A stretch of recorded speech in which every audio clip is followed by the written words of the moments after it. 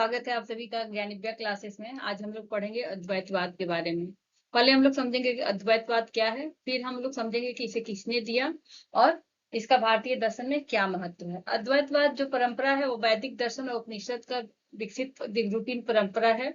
इसमें जो मूल बातें हैं, जो मूल विचार है, वो उपनिषद और वेदों से ही ली गई है और उन्हीं के वाक्यों को इसमें सरल रूप से स्वामी शंकराचार्य ने इसे परिभाषित किया है।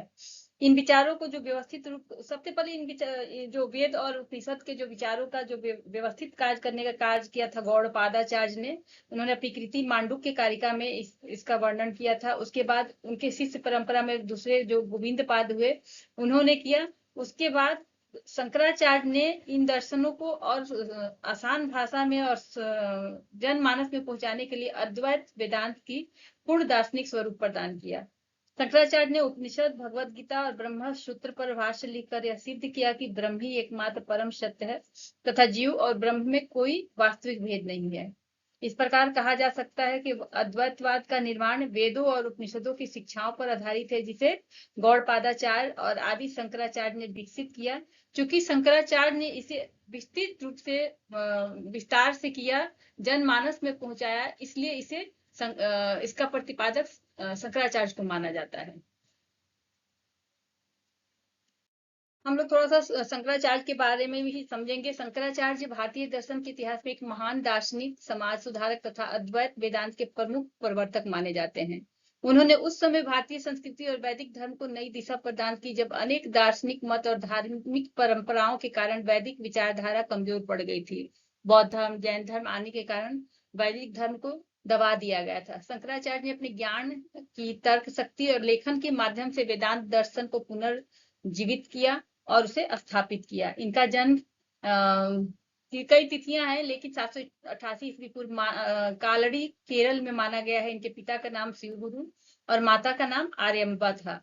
ये बचपन से ही बहुत प्रतिभाशाली थे और बहुत कम ही आयु में उन्होंने चारों वेदों और उपनिषदों का, संस्कृत का गहन अध्ययन कर लिया था। बाल्यावस्था में ही इन्होंने संन्यास ग्रहण कर लिया और अपने गुरु गोविंद पाद के शिष्य बन गए। गुरु से शिक्षा प्राप्त करने के बाद इन्होंने भारत के विभिन्न क्षेत्रों की यात्रा की और वेदांत दर्शन का प्रचार प्रसार किया। इनका वेदांत दर्शन का एक ही सूत्र था, ब्रह्म सत्यम जगन मिथ्या जीवो ब्रह्मवे नापरः। शंकराचार्य ने पूरे भारत का भ्रमण किया और अनेक विद्वानों के साथ शास्त्रार्थ किया और उनका सबसे प्रसिद्ध शास्त्रार्थ जो है वो मुंडन मिश्र का है, वो आज भी प्रचलित है। और इस शास्त्रार्थ में विजय प्राप्त करने के बाद उन्होंने अद्वैत वेदांत की व्यापक मान्यता दिलाई थी। इनकी प्रमुख रचनाएं हैं ब्रह्मसूत्र भाष्य, भगवत गीता भाष्य, उपनिषद भाष्य, विवेक चूड़ामणि, उपदेश शास्त्री और आत्मबोध। इन्होंने पूरे भारत में घूमकर वैदिक धर्म की, सनातन धर्म की स्थापना की, जो दबा दिया गया था। और इन्होंने भारत के 4 कोना में 4 पीठ का, प्रमुख 4 मठ का स्थापना किया, जिसमें दक्षिण भारत में इन्होंने श्रृंगेरी शारदा पीठ का स्थापना की, पूर्वी भारत में गोवर्धन मठ, पश्चिमी भारत में द्वारिका शारदा पीठ और उत्तरी भारत में ज्योतिर्मठ, जो कि आज हम लोग बद्री नारायण जाते हैं वहां पर है, और पुरी में जो जाते हैं वहां पर द्वारिका और केरल में। शंकराचार्य के अनुसार शिक्षा का मुख्य उद्देश्य ही था आत्मज्ञान प्राप्त करना और उन्होंने वैदिक धर्म में जो भी गुरु शिष्य की परंपरा थी, नैतिकता, आध्यात्मिक विकास, चरित्र निर्माण आदि सबको विशेष रूप से बल दिया। और उनके अनुसार वास्तविक शिक्षा वही है जो मनुष्य को वास्तविक स्वरूप का ज्ञान कराए।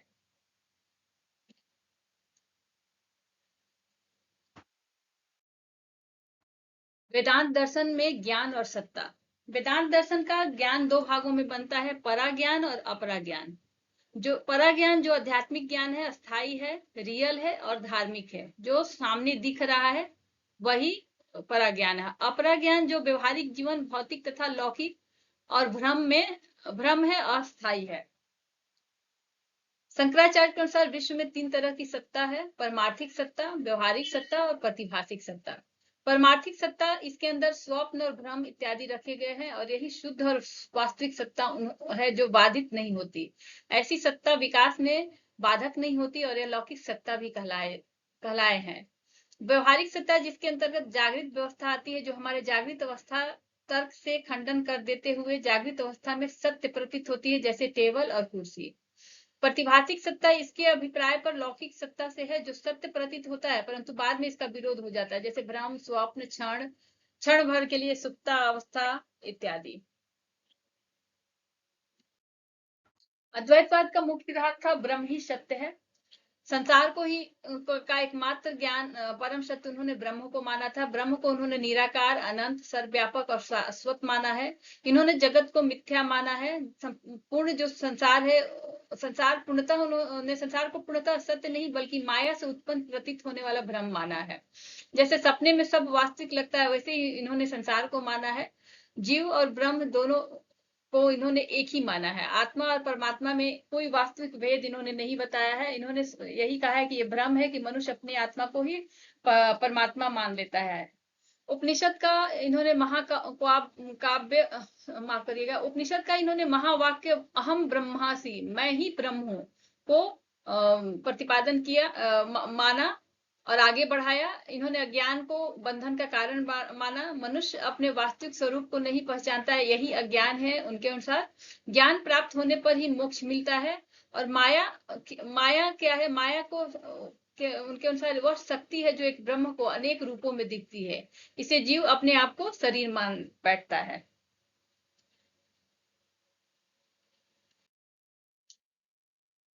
अद्वैतवाद में शंकराचार्य ने पंचकोश का भी सिद्धांत दिया है। यह वैदिक में भी माना जाता है, यह योग में भी माना जाता है, योग दर्शन में भी माना जाता है, और इसी को शंकराचार्य ने भी माना है।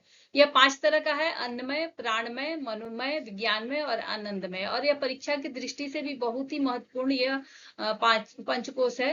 हर बार हर परीक्षा में ये आता है, इसलिए इसे आप अच्छे से देखकर और याद कर सकते हैं। अन्नमय को क्षिति, प्राणमय जल, मनोमय पावक, विज्ञानमय समीर और आनंदमय गगन। अन्नमय क्षिति मतलब जमीन, प्राणमय जल से तुलना किया गया है, मनोमय का पावक मतलब आग से तुलना किया गया है, विज्ञान में समीर मतलब हवा, आनंद में गगन।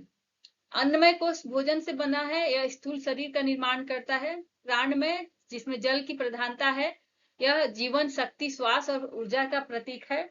मनोमय पावक, यह कोश मन, भावनाएं, इच्छा और संकल्प भाव का प्रतीक है। विज्ञान में समीर हवा, यह कोश बुद्धि और विवेक, निर्णय और ज्ञान का है।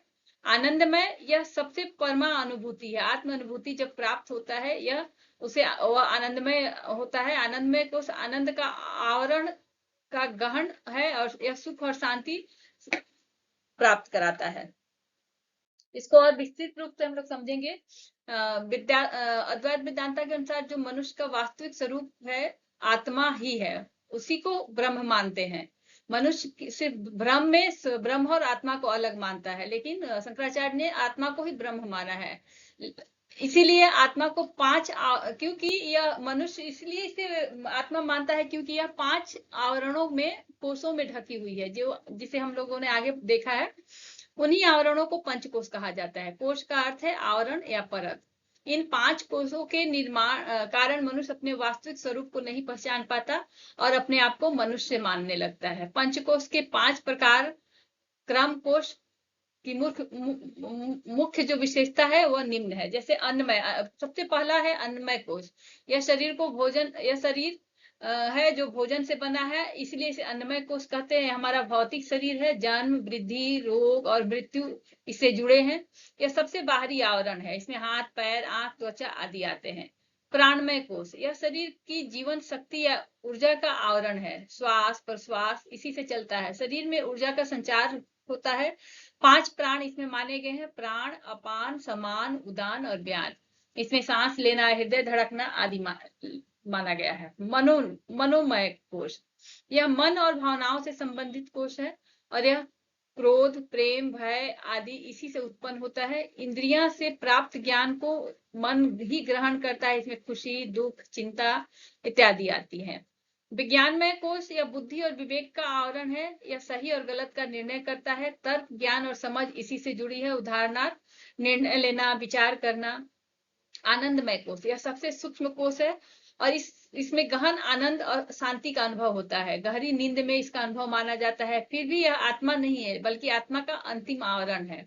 अद्वैतवाद में आदि शंकराचार्य के अनुसार आत्मा इन 5 कोषों से अलग और शुद्ध है। जब मनुष्य इन आवरणों से परे अपने वास्तविक स्वरूप को पहचानता है, तभी उसे मोक्ष प्राप्त हो सकता है। और इसके लिए उन्हें पंचकोश सिद्धांत द्वारा आत्मज्ञान प्राप्त करने का मार्ग बताया गया है। पुरुषार्थ, अद्वैतवाद में पुरुषार्थ 4 तरह का माना गया है। जो पुरुषार्थ का अर्थ है मानव द्वारा किए जाने वाले प्रयास या जीवन के लक्ष्य। भारतीय दर्शन के अनुसार जो भी दर्शन है, योग दर्शन, वैदिक दर्शन, सांख्य दर्शन, सब में पुरुषार्थ को दिया गया है और इसको अद्वैतवाद भी इसे मानता है। मनुष्य के जीवन का इसमें 4 परम उद्देश्य है जिसे पुरुषार्थ कहा गया है: धर्म, अर्थ, काम और मोक्ष। धर्म से हो गया कर्तव्य, नैतिकता, सदाचार का मार्ग, यह जीवन का मूल आधार है। धर्म मतलब आपका जो ड्यूटी है, आपका जो कर्तव्य है, जो करना है इस संसार में आके। ईमानदारी, अर्थ यहाँ ईमानदारी और न्यायोचित ढंग से धन संपत्ति और आजीविका कमाना, ताकि आपका शरीर चल सके, आपका परिवार चल सके। काम, जीवन का वैध और उचित इच्छा, प्रेम, सुख, पारिवारिक जीवन की पूर्ति करने के लिए यहाँ काम को माना गया है। और मोक्ष, जीवन और मरण के चक्र से से मुक्ति पाने के लिए ईश्वर के परमात्मा में लीन होना है। यह मनुष्य का अंतिम और सर्वोच्च लक्ष्य है। आश्रम व्यवस्था, जिसे वर्णाश्रम भी कहते हैं, 4 तरह का आश्रम व्यवस्था माना गया है: ब्रह्मचर्य, गृहस्थ, वानप्रस्थ और संन्यास। आश्रम व्यवस्था का उद्देश्य मनुष्य के शारीरिक, मानसिक और आध्यात्मिक विकास के साथ साथ उसे समाज और धर्म के प्रति कर्तव्य परायण बनाना था। इस पूर्ण मानव जीवन में जो लगभग 100 वर्ष माना गया है, को 4 समान चरणों में बांटा गया है, 25 से 25 करके। और ये 4 आश्रम का विवरण निम्न है। इसमें ब्रह्मचर्य आश्रम है 0 से 25 वर्ष, मतलब जन्म से लेके 25 वर्ष तक। यह जो आश्रम है, इसमें शिक्षा और अनुशासन का यह काल है। इसमें व्यक्ति गुरुकुल में रहकर वेदों का अध्ययन करता है, सादा जीवन व्यतीत करता है, भविष्य के लिए शारीरिक और मानसिक गुण अर्जित करता है। 25 वर्ष के बाद गृहस्थ, जब शिक्षा पूरी हो जाती है तो गृहस्थ आश्रम में प्रवेश होता है। और इसमें सभी यह जो आश्रम है, सभी आश्रमों का आधार माना गया। इसमें व्यक्ति विवाह कर परिवार को बढ़ाता है, बसाता है, धन कमाता है, संतान पैदा करता है और समाज के प्रति अपने दायित्वों को जोड़ता है। और जैसे पंचमहायज्ञ है, जो भी पूजा पाठ कर्म इत्यादि करता है। उसके बाद आता है वानप्रस्थ आश्रम, जो 50 से 75 वर्ष है।